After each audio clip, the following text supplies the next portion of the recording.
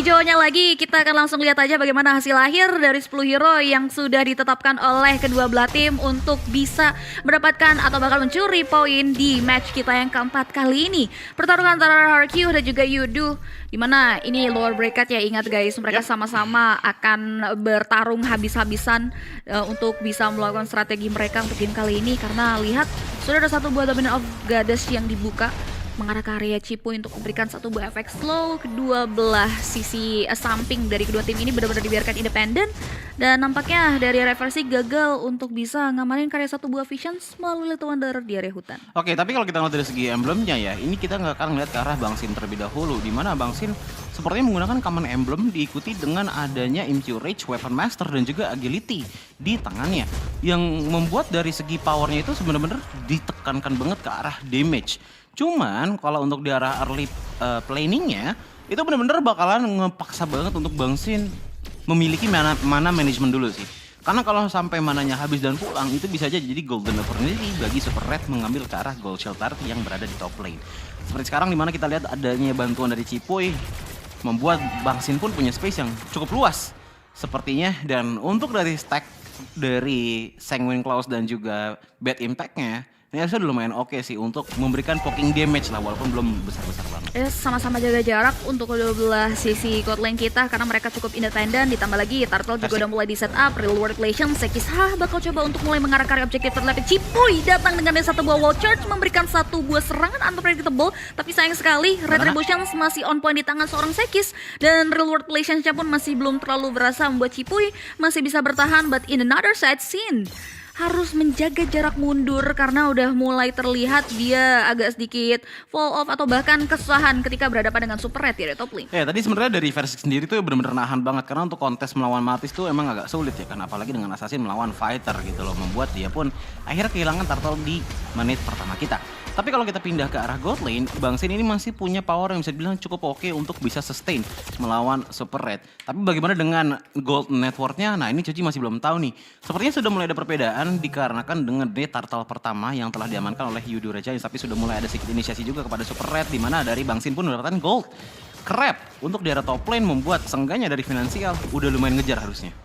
Sudah mulai terkejar, dia juga benar-benar hati-hati banget karena rotasi dari RRQ ya ini masih belum terlalu menitik beratkan karya God Lane. Mereka coba untuk balance terlebih lagi Cipuy yang udah mulai berada di titik-titik krusial untuk membaca pola dari rotasi tim lawannya. Super Red di sini masih belum memunculkan batang hidungnya, tapi Cipuy udah mulai mendeteksi ya adanya beberapa hero dari Yudu di area top lane sana yang hendak memberikan serangan karya dari sisi Bang Sin itu sendiri. Dan menariknya di menit kita yang ketiga belum ada first blood yang tercipta, dua-duanya sama-sama slow but sure, dan bahkan tempo yang diharapkan dengan adanya Hayabusa Assassin yang bisa mainin killer advantage di area early-nya pun belum terpantau ada. Susah karena dari shadow kill-nya pun butuh level yang lumayan oke juga, tapi udah mulai di juga dari Bang Sin di atas sana, dibantu lagi dengan Cipuy dengan wall charge ke arah depan sana, memberikan sedikit stun kepada 3 player dan membuat Versik pun bisa melakukan follow up damage karena Sekis, dan Sekis pun ternyata ditumbalkan di tangan Clay. Double kill untuk di menit keempat oleh teman-teman dari RRQ membuat Zakyuti dan juga Sekis pulang. Tapi bagaimana dengan Bang Sin dan juga Cipuy yang masih di depan sana? Satu bar HP hilang dengan dari render sepati dari Super Red.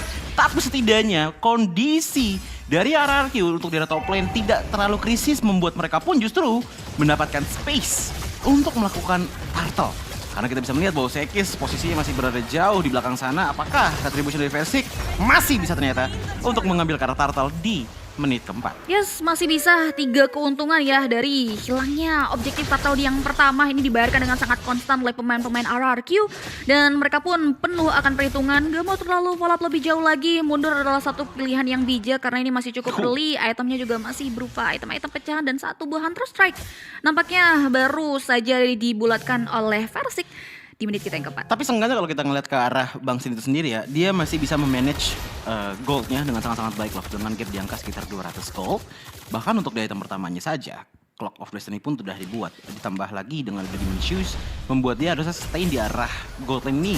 Gak perlu banyak bantuan banget lah dari Cipuy, walaupun sekali-kali harus dicek tuh kondisi dari Bang Sin di arah top lane. Iya, itu dia, karena adanya babysit juga yang datang dari Pancake yang siap untuk memberikan heal ya. Ditambah lagi Bang Sin tahu betul juga untuk jaraknya, dan dia adalah satu tipikal hero yang scaling membutuhkan item. That's why dari tadi dia benar-benar hati-hati banget. Tapi kita lihat udah ada satu buah jual beli serangan nih yang terjadi, tapi belum ada follow up dari kedua belah tim untuk tim fight lebih jauh.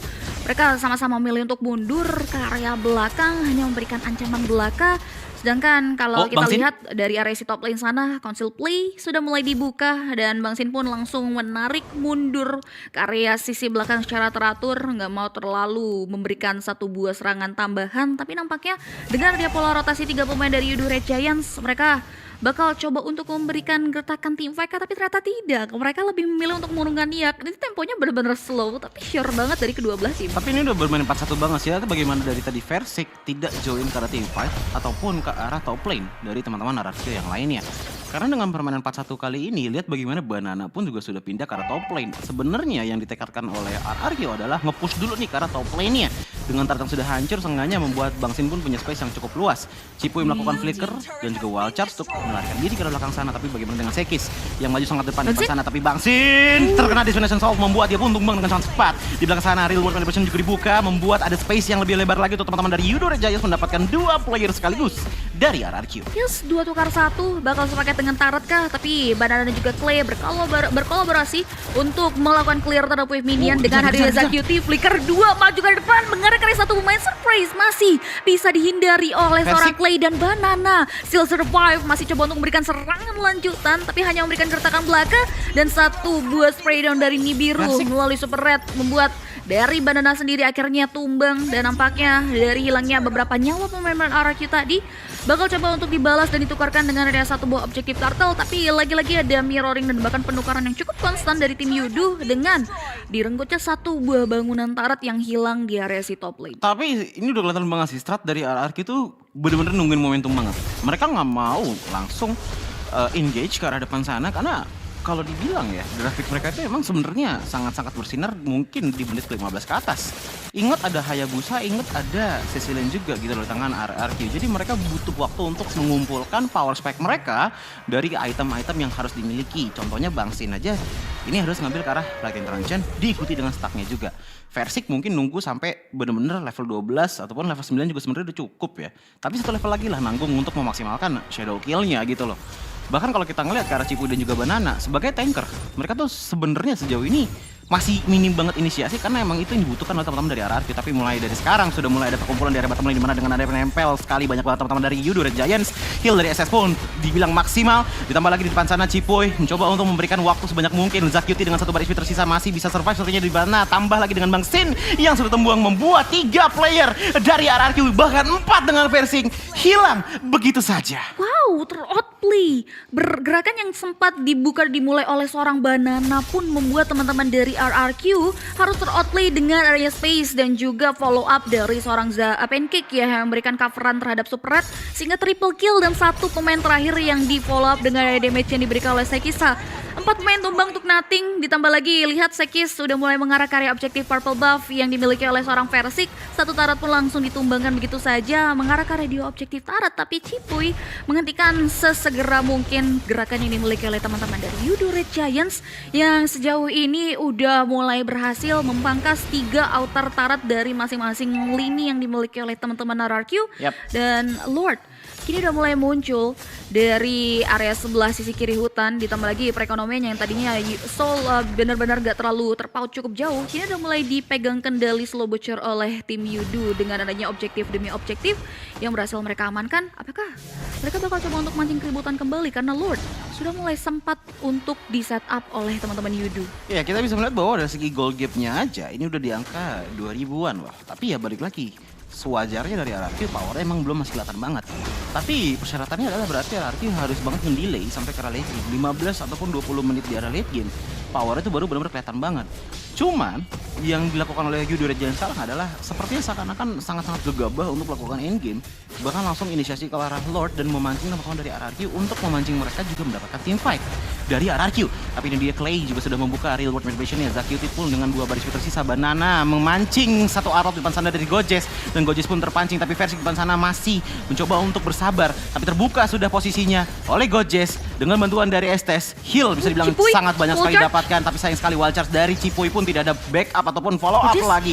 Gojes, satu body tersisa Lord. masih diberikan damage oleh teman-teman dari RRQ, tapi setidaknya kita bisa melihat bahwa ada satu player, Cipuy, sudah hilang, tapi bagaimana Gojes satu bar HP terakhir masih bisa di-heal lagi oleh seorang Pancake ini yang sangat merepotkan dari Yudu Red Giants. Estes yang selalu nempel dengan lagi adanya tambahan strategi nih bahwa Yudu Red Giants juga close combat membuat durability dari Yudu Red Giants ini benar-benar tebel banget. Apalagi kalau kita bandingkan dengan Cipuy dan juga Banana, yang dimana dengan adanya 1 death dan juga 3 death dari Cipuy, otomatis dari segi item defensifnya pun masih sangat-sangat kurang sekali untuk bisa melakukan defensive manuver dari power yang dimiliki oleh Yudu Red Giants. 1 untuk nothing, ditambah lagi ada player tambahan dari Lord pertama yang berhasil diamankan oleh Yudu Red Giants.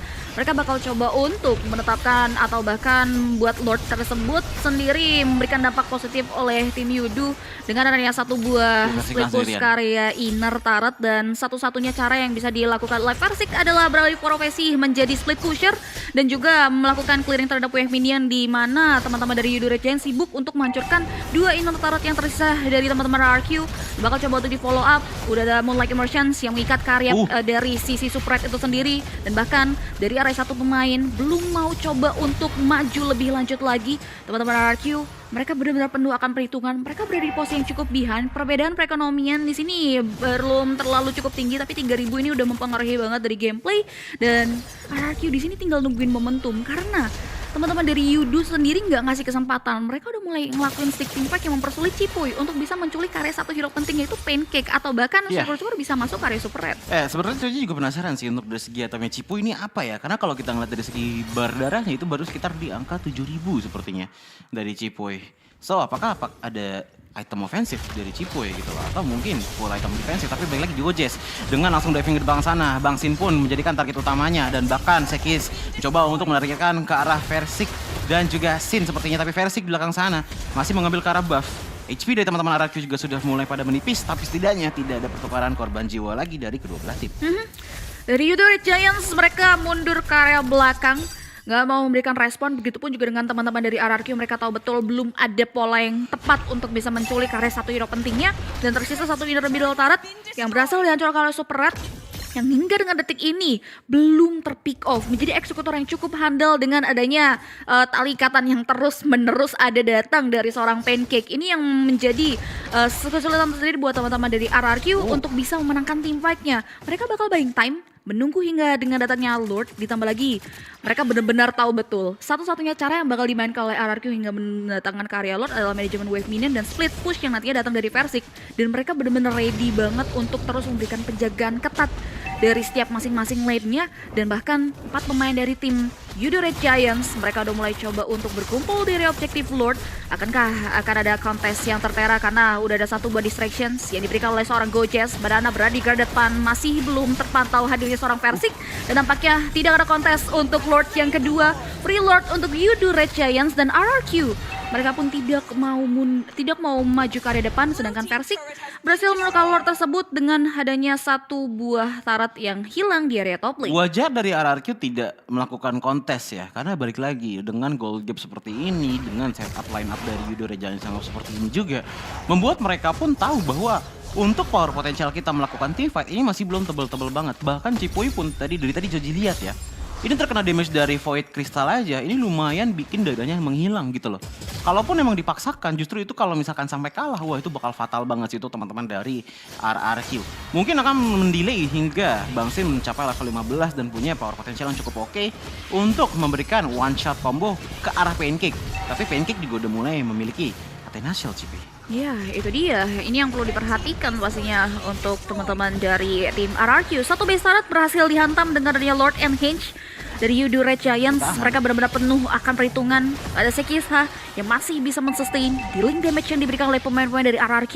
Dan bahkan Versik coba untuk menggocek, dan lihat Pancake ini nggak pernah luput pandangannya dari seorang Super Red. Dia selalu setia untuk memberikan follow up, backupan karya 1 komponen hero penting, dan bahkan RRQ di sini pun tidak mau terpancing untuk team fight. Terlihat ada 1 weaponless life, Flicker juga udah mulai dikeluarkan. Real World Revelations terpantau dengan 1 weaponless life, dan tabrakan dari seorang Cipuy belum bisa untuk meng-cancel adanya satu buah reward blast yang jadi bukan, bahkan ter-outplay dengan dua pemain yang tumbang dari tim RRQ. Base-nya terekspos, tapi masih belum ada wave minion 3 member RRQ. Mampukah mereka melakukan defensive mechanism? Agak sulit sepertinya, tapi kalau kita ngelihat dengan tidak ada Bangsin, sepertinya Versik harus menggunakan Shadow Kill untuk menghilangkan beberapa minion yang ada di tengah sana. Tapi lihat bagaimana dengan Versik tidak ada ultimate. Otomatis Beastart pun sudah mulai terbuka. Tapi balik lagi, power dari Eudora Giants untuk melakukan close combat encounter membuat mereka mendapatkan game pertama kita di match keempat kali ini. Wow, kemenangan yang cukup rapi gak sih? Ya, Tersusun rata dari banget. draftnya.